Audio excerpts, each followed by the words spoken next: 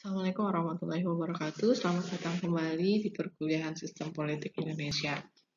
Topik kita kali ini adalah membahas tentang classifying system of politics. Setelah kita membahas tentang bagaimana menganalisa sistem politik menggunakan teori David Easton dan teori struktural fungsional Gabriel Almond, maka kali ini kita akan membahas tentang classify system of politics.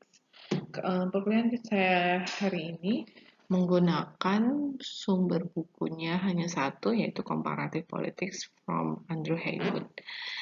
Selamat menikmati, enjoy. Oke, saya hanya ingin mengingatkan supaya tidak lupa, ya, supaya ingat terus, ini adalah gambar tentang teori sistem politik dari David Easton. Anda harus selalu ingat ada input, demand, support, kemudian akan masuk ke dalam sistem politik, akan menjadi ada proses politik, di dalamnya ada lembaga yang memiliki kewenangan dan akan mengeluarkan kebijakan, keputusan, dan itu adalah output. Output akan kembali masuk ke dalam lingkungan, lalu akan mendapatkan respon dari infrastruktur berupa support. Support itu ada support yang positif, ada support yang negatif. Support positif itu yang mempertahankan sistem politik, sedangkan support negatif itu yang menolak sistem politik. Nah, ini adalah gambar dari struktural fungsional. Sama, yang membedakan adalah di sini lebih diperjelas fungsi-fungsinya. Ada fungsi pada input, ada fungsi pada output, ada fungsi pada input dan output. Lalu diperjelas kembali ada pada struktur politiknya diperjelas, ada suprastruktur dan ada infrastruktur. Kemudian proses konversinya juga lebih didetailkan kembali, ya, melalui apa saja proses politiknya itu di David Easton, kemudian didetailkan kembali proses politik tersebut di dalam Gabriel Almond. Nah, yang belum saya jelaskan kemarin adalah bagaimana sih hubungan yang terjadi antara input dan output. Oke, hubungan yang terjadi antara input dan output ya adalah saling mempengaruhi satu sama lain. Jadi ada hubungan antara input dan output. Keterhubungan itu bisa dilihat bahwa input dan output itu bersifat interdependent. Apa buktinya interdependent? Pertama, keberlangsungan sistem politik itu amat sangat bergantung pada keberadaan daripada input, di mana konsekuensi atas input adalah harus ada output. Dengan kata lain, kalau tidak ada output, nggak ada input. Kalau tidak ada input, maka tidak ada output. Nah, sistem politik itu kalau ingin bertahan lama, kalau ingin langgeng kekuasaannya, maka semua, ini dari pandangan teori sistem politik ya, maka semua tugas, peran, dan fungsi itu harus berjalan sesuai dengan ranahnya masing-masing. Ini yang belum saya jelaskan kemarin, bahwa kalau tidak ada input, maka tidak ada output. Kalau tidak ada output, maka tidak ada input. Nah, ini adalah diagram keterhubungan antara fungsi input dan output. Kamu bisa cari di bukunya Silahuddin. Dia lebih clear lagi, lebih jelas lagi. Ada infrastruktur, ada suprastruktur. Fungsi dari infrastruktur adalah untuk memberikan input. Ada 5 fungsi yang dijalankan, lalu masuk pada proses konversi melalui lembaga-lembaga politik pusat maupun daerah, dan di sini akan menghasilkan pembuatan peraturan, penerapan peraturan, dan seterusnya. Jadi ada keterhubungan antara input dan output. Oke, untuk membahas tentang klasifikasi sistem politik, pertama menurut Andrew Hewitt yang harus dipahami oleh kita adalah membedakan dan mengerti apa itu pemerintah, apa itu sistem politik, dan apa itu rezim. Di sini dikatakan bahwa pemerintah adalah institutional process through which collective and usually binding decisions are made. Ya, tidak ada proses institusi yang secara kolektif dan mengikat membuat keputusan. Nah, biasanya pemerintahan itu lahir dari pemilihan atau dinasti, misalnya dinasti itu kayak keturunan kalau dibentuknya seperti monarki gitu ya, atau bisa juga lahir dari sebuah kudeta. Jadi intinya kalau government itu can come and go, dia bisa datang dan dia bisa pergi, so easily to change government. Ya. Tapi pemerintahan yang berubah itu belum tentu merubah sistem politik. Nah, apa itu sistem politik?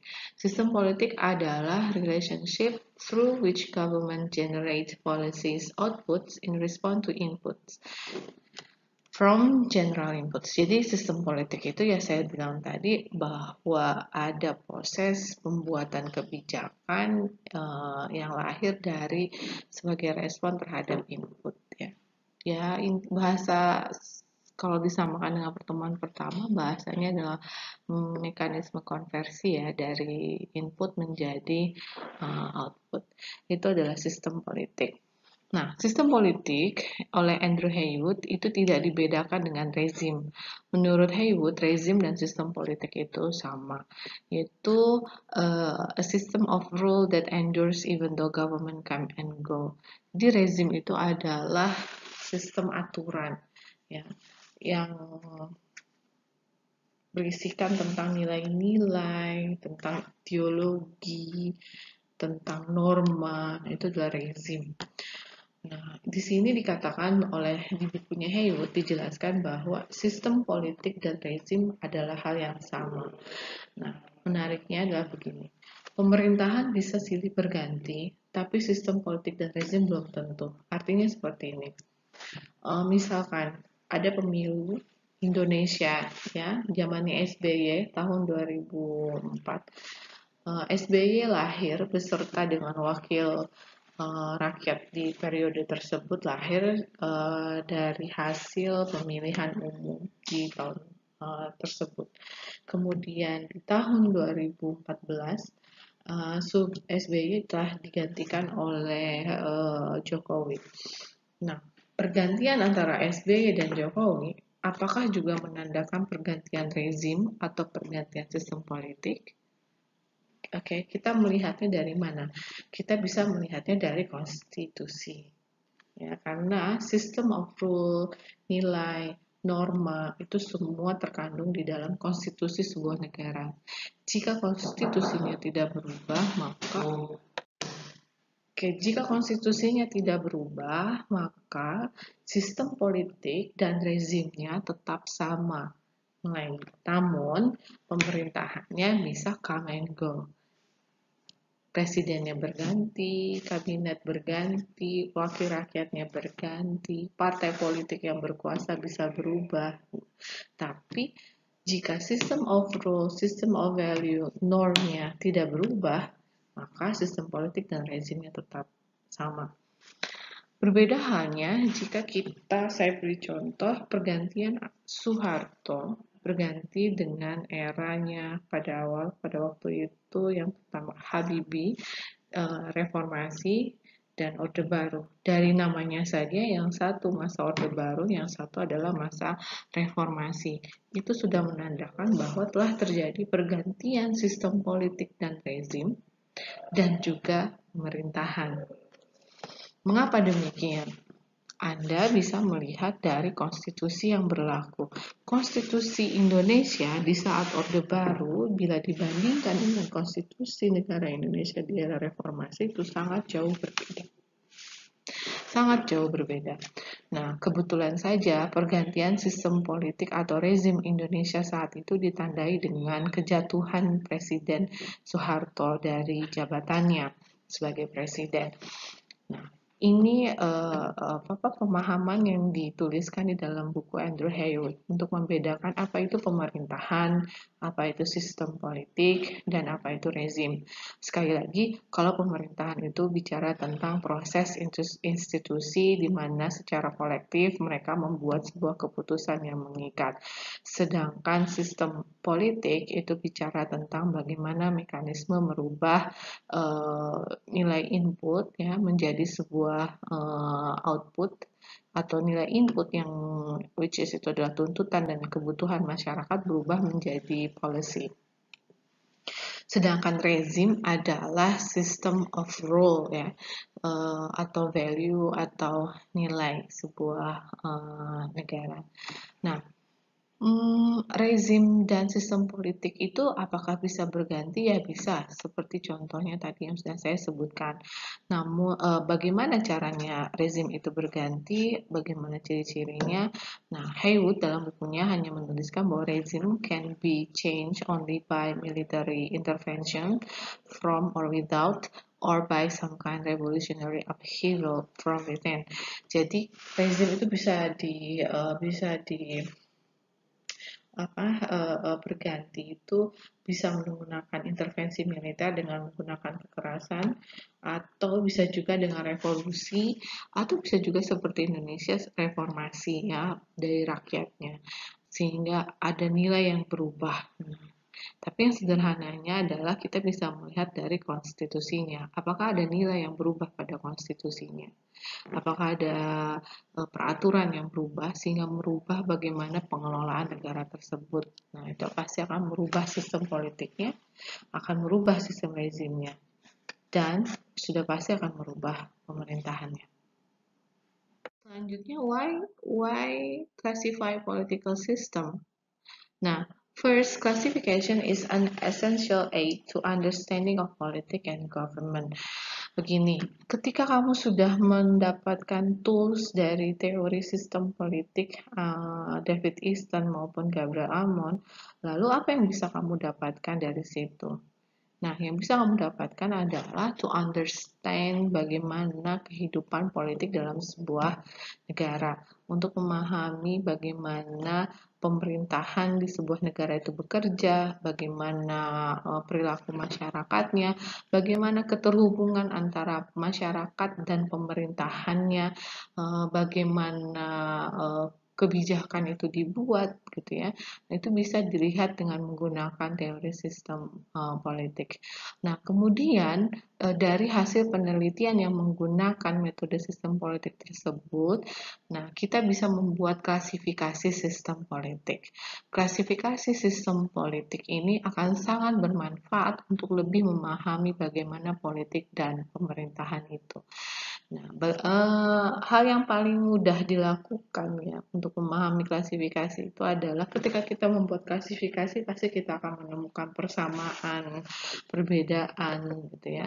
Dari masa ke masa yang ada di dalam negara tersebut untuk memahami bagaimana sejarah negara tersebut, bagaimana kehidupan politik di dalam suatu negara, atau kita bahkan melakukan membandingkan antara negara A dengan negara B gitu ya. Kita juga bisa membandingkan masa tahun periode A, B, C di dalam satu negara juga bisa. Nah, ketika kita mampu membuat perbandingan, itu akan sangat membantu kita untuk membedakan ya apa yang sangat signifikan penting dan tidak penting gitu ya dalam sistem politik. Misalnya untuk memahami apa sih yang sebenarnya paling berpengaruh dalam sistem politik di Indonesia gitu ya. Atau siapa sih yang lebih berkuasa di dalam sistem politik Indonesia? Siapa yang menentukan arah sistem politik di Indonesia? Misalnya seperti itu. Dari masa ke masa kita bisa mencari persamaannya. Apa persamaan era Orde Baru dengan era reformasi saat ini gitu ya. Apa kesamaannya Jokowi dengan Soeharto? Apa perbedaannya Jokowi dengan Soeharto?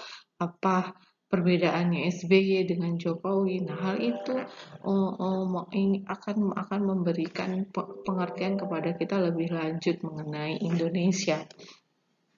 Dan kemudian setelah kita memahami hal tersebut, itu juga bisa mampu lebih furthermore gitu ya, lebih jauh lagi adalah mampu mengembangkan teori, hipotesis, konsep, dan bahkan bisa untuk menguji teori sistem politik.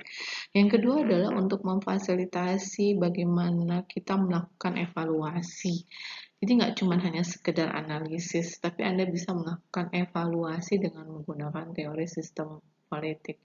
For example, dengan kapabilitas sistem politik, kamu bisa mengukur bagaimana kinerja sebuah pemerintahan, gitu ya. Apakah mana yang lebih baik di era SBY dan Jokowi? Apakah mana yang lebih responsif? Apakah Jokowi? Apakah Megawati? Apakah Gus Dur? Apakah Habibie? Mana yang lebih responsif? Mana yang lebih kapabilitas ekstraktifnya lebih baik? Nah, itu bisa bisa bisa dievaluasi dan kita bisa mengapa ini lebih baik dibandingkan yang itu, apa yang kurang, apa yang harus dipertahankan dalam sistem politik, apa yang harus tidak dipertahankan sehingga negara ini akan menjadi jauh lebih baik, seperti itu. Jadi mengapa saya memberikan topik klasifikasi sistem politik adalah dua hal ini, ya. Pertama, untuk semakin membuat kita mengerti tentang kehidupan politik dan pemerintahan sehingga kita mampu membuat perbandingan dan bahkan ya mampu mengetahui, dan ujung-ujungnya adalah bisa mengevaluasi. Ya, kalau untuk develop teoris mungkin itu untuk S2, S3. Jadi sesederhana itu mengapa kita penting untuk mempelajari tentang klasifikasi sistem politik. Di dalam buku Haywood itu membagi 3 bagian klasifikasi sistem politik. Pertama klasik, yang kedua middle-nya di tahun abad ke-20, mungkin yang terakhir adalah di modern world. Okay. Classical typologies ini based on Aristotle thought in the 4th century, which was based on the existence Greek city-states. Yeah. Aristotle held the government could be categorized based on 2 questions. Jadi Aristotle melemparkan pertanyaan penelitiannya ada 2 saja. Yang pertama adalah who rules and who benefits from the rule. Jadi siapa yang memerintah dan siapa yang diuntungkan dari pemerintahan tersebut. Dari hasil penelitiannya, Aristotle kemudian membagi beberapa tipologi sistem politik. Nah, sistem politik yang terburuk adalah tirani. Karena menyebabkan menurut dia itu menyebabkan citizennya to the status of slaves, ya. Sedangkan yang terbaik yang bisa diterima adalah polity. Nah, yang menarik di sini Aristotle mengkritik kepemimpinan yang diperoleh dari mobilisasi massa. Jadi kepemimpinan populer, ya, karena kenapa populer diterima oleh rakyat, namun ya, penerimaan itu didasarkan atas kebencian terhadap kekayaan segelintir orang. Mengapa demikian? Karena bagi dia it's too easily fall under the sway of demagogue. Jadi masyarakat akan sangat dengan mudah tergelincir gitu ya, dengan sifat pemimpin yang memanfaatkan aja gitu. Posisinya hanya memanfaatkan rakyatnya, mencari apa yang disukai rakyatnya yang pada akhirnya hanya untuk kepentingan dari si penguasa gitu. Nah, selain kritik itu juga Aristotle menyampaikan apa sih yang paling bagus gitu loh ke sistem politik, apa sih yang bagus. Nah, bagi dia sistem politik yang bagus itu adalah sistem politik campuran antara elemen demokrasi dan aristokrasi dan menyerahkan pemerintahan itu di tangan kelas menengah yang dia tidak miskin juga tidak kaya, seperti itu, supaya tidak terjadi yang kritik yang di awal gitu ya, pemimpin yang kemudian memanfaatkan ingin menjadi populer di depan massa, memanfaatkan massa yang membenci kekayaan, gitu ya. Padahal itu hanya pada saat dia berkuasa nanti hanya akan menguntungkan segelintir orang juga, gitu. Jadi cara mencegahnya bagi Aristoteles itu adalah dengan menggabungkan antara demokrasi dan aristokrasi. Dan yang elemen penting lainnya adalah dijalankan oleh middle class, those who were neither rich nor poor. Oke, ini adalah gambar tipologi sistem politik. In his view, tyranny, oligarch, democracy were all debased or perverted forms of rule in which a single person, a small group, and the mass respectively govern in their own interests. Ya, jadi semua yang ada di atas ini, tirani, oligarki, dan demokrasi itu memerintah untuk kepentingan dia, and therefore at expense of others. In contrast, monarki, aristokrasi, kemudian polity itu were to be preferred because in these forms of government the individual, small group, and the masses respectively govern in the interest of all. Jadi monark, aristokrasi, polity itu bisa diterima karena memberikan keuntungan untuk banyak orang. Tuh. Nah, tirani itu yang paling buruk, kemudian yang paling bisa diterima, yang paling baik adalah bentuk polity. Oke. Nah, selanjutnya pemikiran Aristoteles kemudian berkembang, evolve, ya, dikembangkan oleh pemikiran Thomas Hobbes dan Jean Bodin. Kalau kamu tahu tentang sistem politik absolutism dan Leviathan, nah itu dikembangkan dari Aristoteles. Ya. Absolutism is theory or practice of absolute government, most commonly associated with an absolute monarch.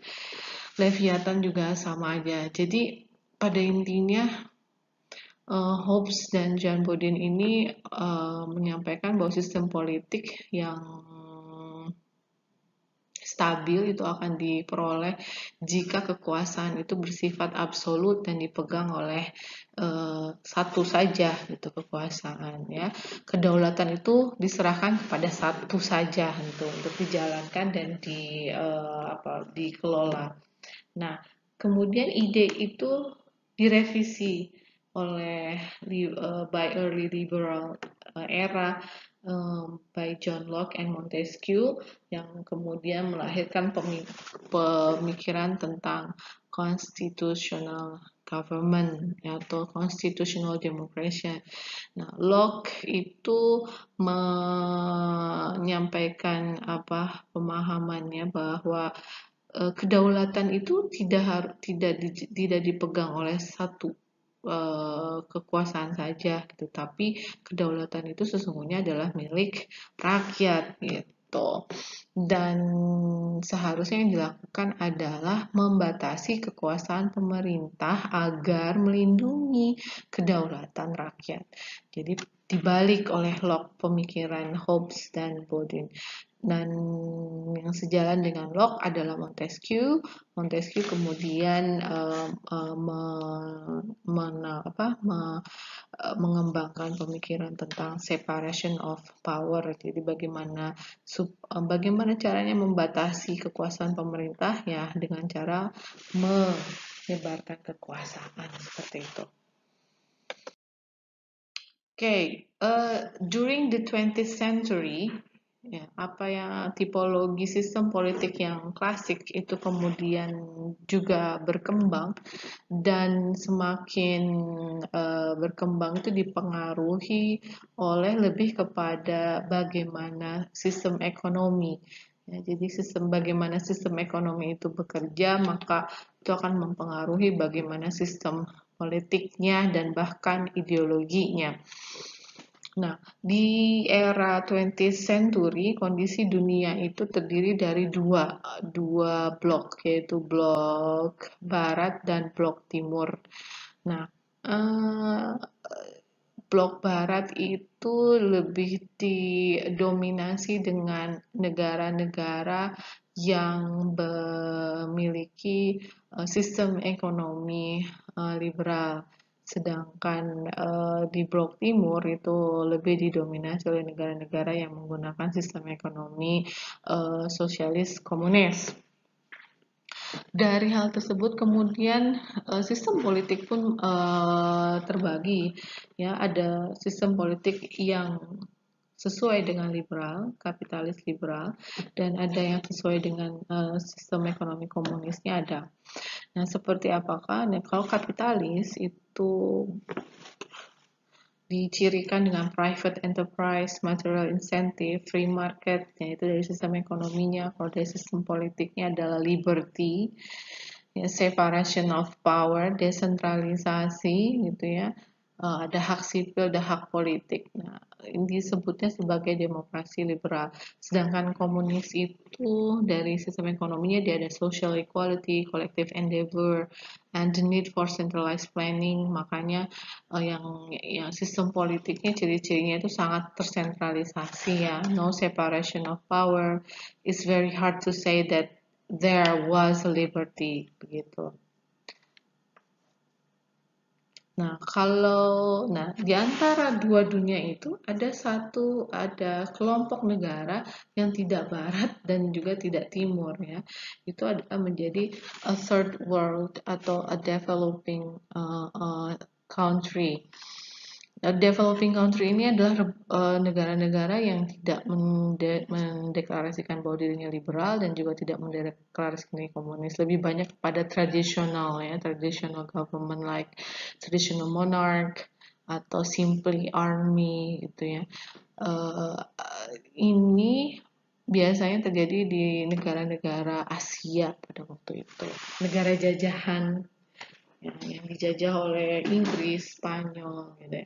Itu menjadi bagian daripada developing third world yang sistem politiknya lebih kepada authoritarian, tapi belum demokrasi liberal dan bukan komunis, gitu.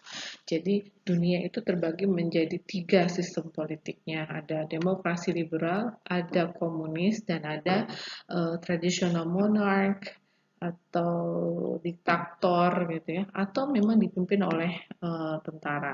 Tapi mereka tidak mendeklarasikan bahwa dirinya komunis, juga tidak mendeklarasikan dirinya adalah demokrasi liberal. Nah, di era abad 21, in the late of 80 and early 2000, tiba-tiba komunis runtuh. Hal itu menyebabkan demokrasi liberal menjadi juaranya, gitu ya. Nah, however, semenjak kejadian itu ada kesulitan bagi akademisi untuk membentuk sistem baru tentang klasifikasi sistem politik, karena tidak ada konsensus sebuah kriteria bagaimana sebuah sistem itu harus berdasarkan atas apa. Namun kemudian Haywood membuat karakteristik sistem politik di era modern itu dengan menggunakan parameter sebagai berikut. Pertama, yang akan dilihat adalah who rules, siapa yang memerintah. Ketika melihat siapa yang memerintah, itu akan dilihat apakah ada partisipasi dalam politiknya, apakah partisipasi politik itu hanya untuk elit saja, atau privilege group, atau semua masyarakat bisa berpartisipasi secara politik. Yang kedua, how is compliance achieved? Ya. Maksudnya itu bagaimana kekuasaan itu diperoleh? Apakah melalui pemilu? Apakah melalui kompromi? Apakah melalui pemaksaan? Ketiga, apakah pemerintahannya itu bersifat sentralisasi, terfragmentasi, atau desentralisasi? Dan apakah ada sistem check and balances dalam sistem politiknya?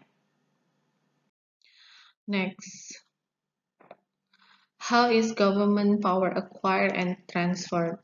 Apakah kompetitif, apakah monolitik, gitu ya? Ini kaitannya dengan sentralisasi dan desentralisasi. Kemudian Apakah ada keseimbangan antara negara dan individu? Ini bicara tentang bagaimana hak dan tanggung jawab gitu ya antara pemerintahan dan masyarakat.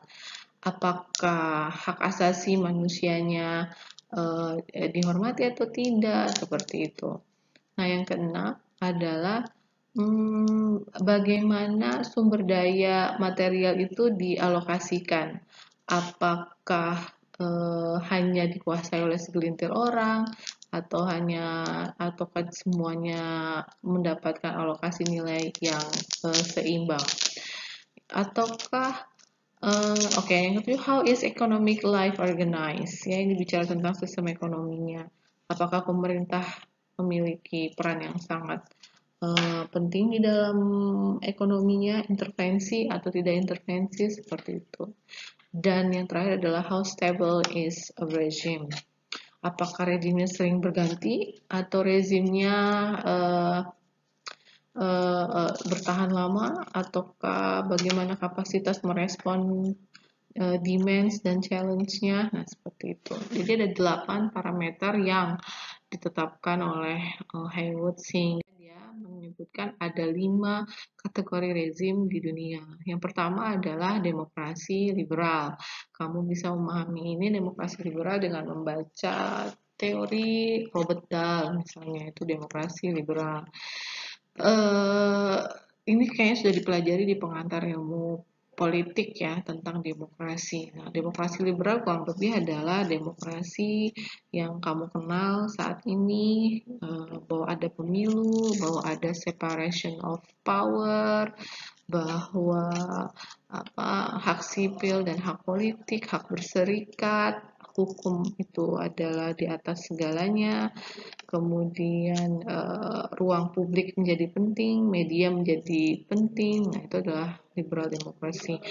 Nah, yang kedua adalah new demokrasi. New demokrasi ini apa? New demokrasi ini yang menarik, bahwa Haywood kemudian menemukan anomali-anomali dalam demokrasi. Dunia ini kan di awalnya ketika di dunia di abad-abad pertengahan itu dikenal dengan 3 klasifikasi, ada komunis, ada demokrasi liberal. Nah, setelah di modern world, ketika komunis itu jatuh, tiba-tiba dunia itu seperti terjadi gelombang demokratisasi ya. Ada gelombang proses demokrasi di berbagai negara yang merupakan mantan atau former state, communism state or former colony gitu ya. Negara jajahan dan negara komunis berbondong-bondong gitu ya, merubah rezimnya menjadi rezim demokrasi liberal. Namun pada pelaksanaannya, pada prakteknya, indikator-indikator demokrasi liberal itu tidak secara murni dilaksanakan seperti layaknya negara barat atau ya negara barat yang duluan yang menjalankan demokrasi liberal, atau dari mana demokrasi liberal itu berasal. Demokrasi ditemukan hal-hal anomali atau ada persamaan dan ada perbedaan yang kentara gitu ya, antara demokrasi yang dijalankan di Western state dengan demokrasi yang dijalankan pada former communism state dan former colony.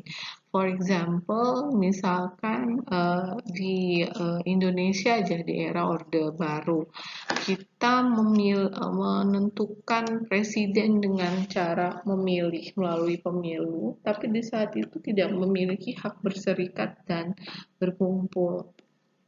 Seperti itu. Atau sekarang di era reformasi kita ada memilih dengan pemilu, tapi ada hak berserikat dan berkumpul, namun kalau demonstrasi ditangkepin gitu, ditangkap, di penjara, ada undang-undang ITE. Nah, itu adalah anomali-anomali pelaksanaan demokrasi, sehingga Haywood tidak bisa memasukkan Indonesia sebagai demokrasi liberal, tapi memasukkannya kepada new demokrasi. Oke, yang ketiga adalah rezim East Asian Regime.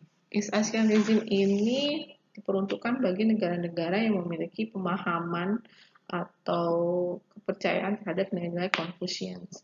Nilai Confucius itu contohnya yang biasanya negara yang melaksanakan itu adalah Singapura, Korea, Cina. Yang keempat adalah Islamic regime. Islamic regime itu Timur Tengah, Middle East, ya, di mana nilai-nilai agama Islam menjadi system of rule-nya bagi negara tersebut sehingga mempengaruhi bagaimana kehidupan politiknya. Yang terakhir adalah militarism. Military regime itu contohnya adalah Myanmar dan North Korea. Yang kayak di dunia ini mungkin di negara-negara Afrika ada yang menggunakan military regime. Tapi yang terkenal itu Myanmar dan North Korea. Baru aja kemarin Myanmar dari yang kembali kepada republik gitu ya, tidak lagi dikuasai oleh militer dan dipimpin oleh seorang presiden. Baru beberapa bulan yang lalu Myanmar kembali terjadi pergantian sistem politik, kembali menjadi military regime dengan ditandai adanya perebutan kekuasaan yang dilakukan oleh militernya. Nah, ini adalah the new category regime in modern world.